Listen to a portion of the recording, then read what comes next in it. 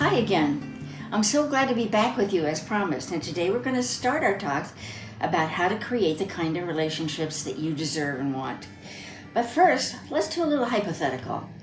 Suppose you've made a plan for breakfast with your partner, and he or she comes to the table and says, "You lied to me. You hurt my feelings. You didn't stand up for me. You yelled at the kids. You didn't keep your promise." How would you respond? Would you blow it off? Would you want to prove him right or wrong? Would you say to her, "That's not true"? Would you make an excuse? Or would you say, "I'm sorry, tell me why you feel that way"? Think about that as we talk today. Let's begin by asking why we get into relationships in the first place. Too many of us get into relationships for the wrong reasons. Cars, bank accounts, children, security, sex, safety, looking good. We don't want to be abandoned. And frequently we're just scared to be alone. I understand that. Being asleep about our choice is a gender equal opportunity. What do I mean by that? All of us are asleep. And if we could give voice to all the suffering in the world about the issue of relationships, the sound of sadness would be deafening. Today, a little over a third of marriages end in divorce, and that was 50% not long ago. However, what is also true that fewer people today are getting married at all. The difficulty we see today is experienced in every relationship: family, extended family, parent and child, friendships, professional relationships. We seem to be confused about how to safely navigate all relationships. One of my favorite shows is The Dog Whisperer, because what he experiences with the dog owners is very similar to how we act with each other. We get controlling, submissive, selfish, dominating, rebellious. You get the idea. And many of his tools have to do with what? Letting go. Good communication and kindness. Sound familiar? Exactly what we're going to be talking about over the next few sessions. Here we are among the most privileged people on the planet, and we are so suffering. Why? Because we are not on purpose, and we don't know how to get to the good stuff. I want to help you get to the good stuff, the connecting with caring. By the way, if you can't or are not willing to feel the pain in your life, neither can you feel the joy. So it's really important to do your own private work. Our idea about relationships are wrong. What is the real reason for being in relationships? This is important, so please listen to this. Relationships are the finest teacher on the planet and the only path to our spiritual self and enlightenment. We can sit on a mountain and gather up all the things we need to know about energy, and then we come down off that mountain, and the first time somebody says there's something wrong with us, we can see how far our soul has evolved. We need to gather up our courage and run toward intimacy, not away from it, because that's the only way to find the truth of who we are. And that truth can be discovered in a boardroom, at a dinner table, or in line at the grocery store. We bring our personal selves into relationship. We come in with a little red wagon full of all of our life experiences, our beliefs, our needs, and our feelings.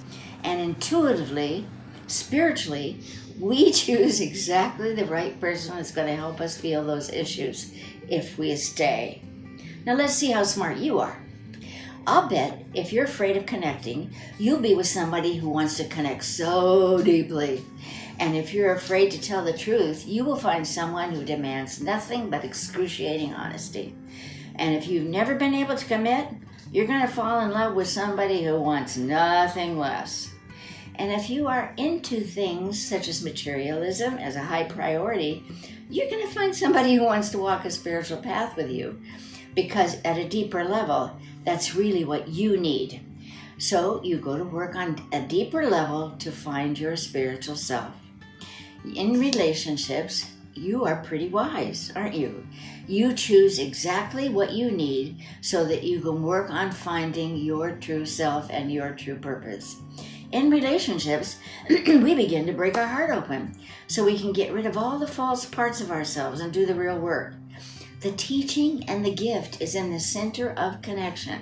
This is why relationships are so important, because there's no place else to find that connection except in the center of our relationships. That's where the holy moment occurs. The connection is the ground and foundation of every relationship with humans, with pets, and yes, even with the rest of the world. If I'm in this corner of the room and you're in the other, and we never talk or get our edges pushed and pulled, how do we grow? When we get to that state of spiritual connection, we feel alive, engaged, energized, recharged. So how do you remember that feeling? Wasn't it wonderful when you got to it? What was it like for you? When we start to disconnect, for whatever reason, the relation flatlines. It becomes boring and void of excitement, and we start feeling numbed out and disconnected from ourselves. Look around you at what's happening in our world. Today we communicate through text messages and emails, computers and cell phones. In fairness, we've also created a wonderful, undeniable, impressive contribution to humanity. Thanks to the internet, we're able to connect with people across the globe. However, the best and only place to practice waking up is in your relationship face to face. All of your relationships. And if you don't currently have a romantic partner, make a commitment to do the work with a friend, a family member, a coworker, or anyone you come in contact with who's interested in waking up. Really, once you start this work, you'll realize that you are in a relationship of some sort with everybody in your life across the world. Everyone is aware that there's some sacred gift waiting in the center of relationships, but at the same time, we are terrified. We are afraid we will be responsible for the other person's happiness. We are afraid we might lose ourselves and make a mistake. We are afraid others might hate us, or we might hate what we find. We are afraid we're not worthy, unlovable at the core. We are afraid we're going to feel something, and oh God, we're a nation that will do anything not to feel our feelings. Relationship is a way to bring your real self into existence, a way of finding out who you are. Think about that. You cannot possibly know who you are unless you have another person who reflects that back to you. There's no other way on the planet to discover your true self other than in relationship. That is why relationships are so critical to our evolution. Do you understand that? Again, you can sit on that mountaintop and meditate, but it's not until you come down off that mountaintop that you know how far you have pushed your soul forward. It's not until you have a chance to see how much control you need, how critical you are, how wise you are, how loving you are, and how addicted to sameness and adoration you are, that you discover where you are in your spiritual evolution. When you're connected in a relationship, the simple pleasure of being together, actually with anyone, becomes the way that life is allowed to unfold. Think about that. Out of that miraculous connection comes a third energy that starts to unfold as love, awareness, and deep soul wisdom. Have you ever been with someone, a beloved, a friend, a parent, a sibling, when you feel that special deepening of energy between you that seems to spiral and get filled with a sense of deep connection with that person, and you feel at one with him or her, almost as if you have known each other forever? That is love unfolding. I believe that we are consciousness evolving ourselves, and we are doing that through our relationships. If we get it right in here, then we can get it right out there, and then even farther out there. I want to make a point by telling you a story by S.I. Keyshore. It's called Appointment with Love. Imagine that you're standing in the information booth at Grand Central Station, and you look at the clock and it's 6 minutes to 6. And there's a tall young army officer there who lifts his sunburned face to look at the time on the clock. He narrows his eyes to note the exact time. His heart is pounding with a beat that shocks him. In 6 minutes, he's going to see the woman who fills such a special place in his life for the past 13 months. A woman he has never been seen, and yet whose written words sustained him faithfully. Lieutenant Blandford remembered one day in particular when the worst of the fighting was happening and his plane had been caught in the midst of a pack of enemy planes. In one of his letters, he had confessed to her that he often felt fear. And only a few days before the battle, he had received her answer. Of course you feel fear. All brave men do. The next time you doubt yourself, please hear my voice telling you that I am with you. He had remembered it, and it had renewed his strength. And now he was going to hear her real voice. 4 minutes to 6. A girl passed close behind him, and Lieutenant Blandford stared. She was not wearing a flower. It was not that little red rose they'd agreed on. And besides, this girl was only about 18, and Hollis Maynell had told him she was 30. What of it, he had answered. I'm 32. He was actually 29. His mind went back to that book he found in the training camp, and throughout that book there were little notes in a woman's handwriting. He had never believed that a woman could see so deeply into a man's heart, so tenderly, so understandingly. Her name was on the book plate, Hollis Maynell. He got hold of a New York telephone book and found her address. He had written, and she had answered, and the next day he had been shipped out. But they had gone on writing. For 13 months she had faithfully replied, and when his letter did not arrive, she wrote anyway, and now he believed that he loved her, and that she loved him. But she had refused in all of his pleas to send him a photograph. She had explained, if your feeling for me has any reality, what I look like's not going to matter. Suppose I'm beautiful. I will always be haunted that you have been taking a chance on me just because of that. And frankly, that kind of love disgusts me. Suppose I'm plain, and you must admit this is far more likely. Then I'll always be in fear that you were only writing because you were lonely and had no one else. No, don't ask me for my picture. When you come to New York, you shall see me, and you'll make your own decision then. 1 minute to 6. He flipped the pages of the book he held, and then Lieutenant Blandford's heart leaped. A young woman was coming toward him. Her figure was beautiful, long and slim. She had blonde hair that gently lay across her shoulders, around delicate ears. Her eyes were blue as flowers, and her lips and chin had a gentle sweetness.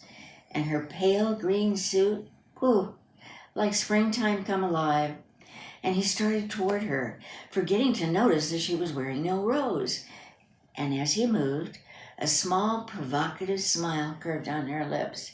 Going my way, soldier, she murmured.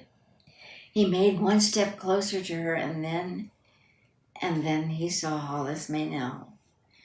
She was standing almost directly behind the girl, a woman well past her 40, her hair tucked under a worn hat. She was more than just plump.